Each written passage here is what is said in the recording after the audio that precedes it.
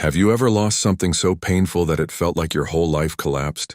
Have you ever watched everything you depended on disappear, and all you had left was faith, tears, and a quiet hope that God had not forgotten you? There was a woman whose life was covered with sorrow. She had lost almost everything that once made her feel secure. Her home no longer felt like a place of peace. Her future no longer looked clear. The people who once knew her joy could now see the weight she carried in her eyes. She was tired. Not the kind of tired that sleep can fix. She was tired in her soul. She had cried until her tears became silent. She had prayed until words became heavy. She had wondered if God still saw her, if heaven still heard her, if her story still mattered. Sometimes life can strip a person so deeply that even standing up in the morning becomes an act of faith. But God had not forgotten her.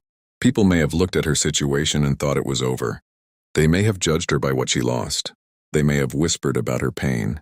They may have assumed that her season of blessing had passed. But God does not measure a life by one painful chapter. The Bible shows us again and again that God remembers the forgotten. He visits the broken. He lifts the rejected. He restores what pain tried to bury. According to Ruth chapter 1, Naomi returned to Bethlehem empty. She had lost her husband. She had lost her sons. She had lost the life she once knew. Her grief was so deep that she told the people not to call her Naomi anymore, but Mara, because her life had become bitter. That is how deep pain can speak. Pain can rename you. Pain can make you forget who you were before the loss. Pain can make you believe that your identity is now your disappointment. But God was not finished with Naomi. Even when she returned empty, God was already preparing fullness.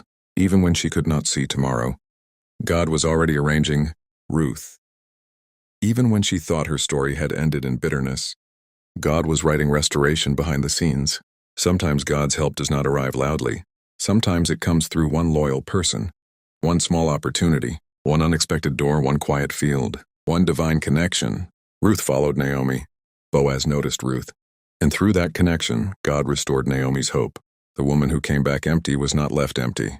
The woman who thought her name was bitterness became part of a story of redemption. Through Ruth and Boaz, Naomi became connected to the lineage through which King David would come, and eventually the family line connected to Jesus Christ. That is what God can do. He can take a woman who feels forgotten and place her inside a story bigger than her pain. So when you feel like you have lost everything, remember this: loss is not always the end. Sometimes it is the place where God begins a deeper work. God can remember you after betrayal. God can remember you after grief. God can remember you after shame. God can remember you after financial loss. God can remember you after people walked away. God can remember you after years of waiting. You may feel empty, but heaven has not closed your file. Your tears are not invisible to God.